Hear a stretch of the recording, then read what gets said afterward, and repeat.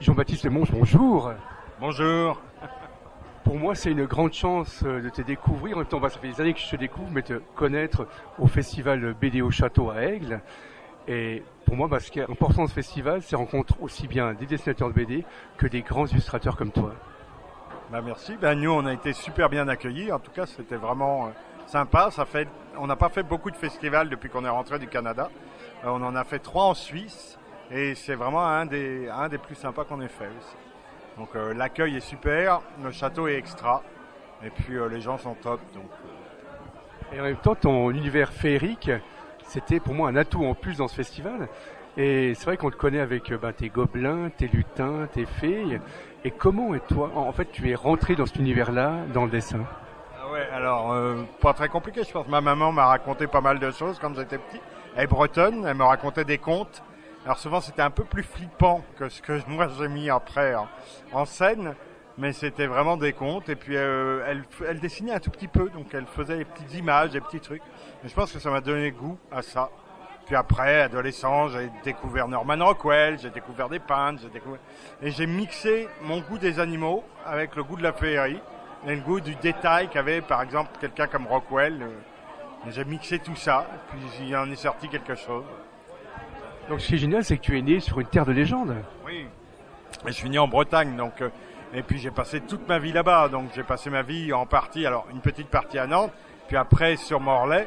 Et c'est vrai que c'est vraiment une terre de légende celtique. On a toujours un menhir dans un coin, un dolmen dans l'autre, et puis la côte, un sentier des douaniers. Et il y a toujours des contes qui restent en fait vraiment dans la culture locale. Donc c'est juste magique pour ça. Donc toi, en fait, quand tu étais en Bretagne, tu étais proche de la nature, parce que c'est vrai qu'on voit tes animaux qui sont fantastiques. Et c'est vrai tout est réel. C'est-à-dire que quand on voit tes illustrations, on se dit, ils existent, ils sont devant nous. Parce que c'est vrai que c'est fantastique, comme tu dessines, il y a toujours un petit œil qui nous regarde. Et je trouve un travail remarquable, c'est que ceux qui font attention à ton travail, tous les personnages te regardent et on se sent concerné. Oui, alors c'est vrai.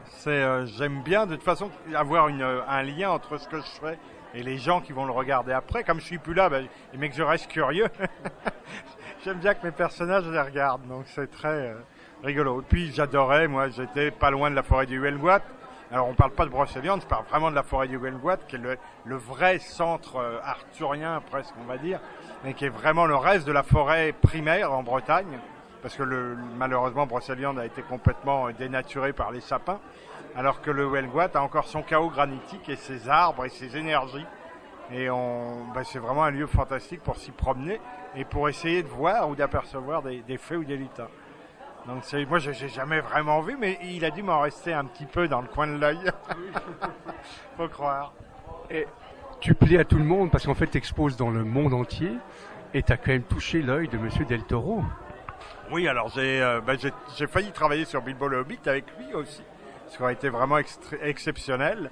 Ça s'est pas fait, mais on est parti à cause de ça. Au lieu de la Nouvelle-Zélande, on est parti au Canada. Au Canada, j'ai eu la chance de lui vendre un original, puisqu'on n'avait pas travaillé ensemble, mais qu'il avait quand même gardé un contact. Je lui ai vendu un original qui a fait un tour avec son exposition particulière. Et j'ai même eu la chance de dîner avec lui un midi et de discuter pendant 4 longues heures du merveilleux, du fantastique, des rêves. Parce que j'ai donc appris que Guillermo del Toro ne rêve que de petits nounours et de choses extrêmement gentilles. Et qui se demandait comment on pouvait faire des choses extrêmement gentilles et au contraire avoir des rêves complètement délirants. Donc c'était assez rigolo. C'était une discussion un peu surréaliste, mais c'était très sympa. Et c'est vrai que nous, les rêveurs, on a la chance, tu fais des super bouquins, tu fais des artbooks. Est-ce que tu es sur un projet d'un nouveau livre?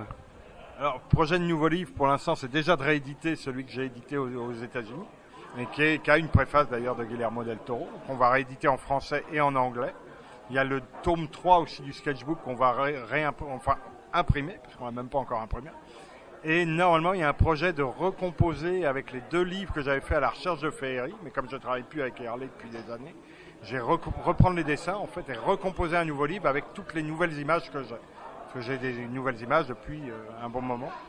Donc on va refaire ça. Donc projet direct, c'est plus Celtic Fairy, le sketchbook et ensuite, je pense, d'ici 1 ou 2 ans, à la recherche de féerie, mais qui sera complètement différent. Ce sera autre chose. Et Baltimore et Redingote, qui est un livre pour enfants, que je voulais pas refaire. Margot me tanne pour qu'on le réédite. Je veux pas le rééditer tel quel, donc je le refais en entier. Et ma toute dernière question, parce que c'est vrai qu'on voit tes illustrations, mais on ne se rend pas compte, c'est du travail, c'est des heures. Et combien de temps faut faire, par exemple, une illustration aussi bien sur un gobelin? C'est des jours et des jours. En fait, ça dépend. Quelquefois, ça peut être très rapide.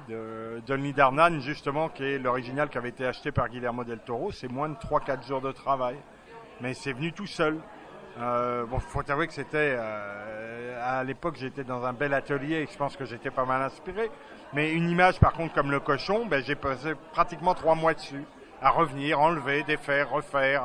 C'était très...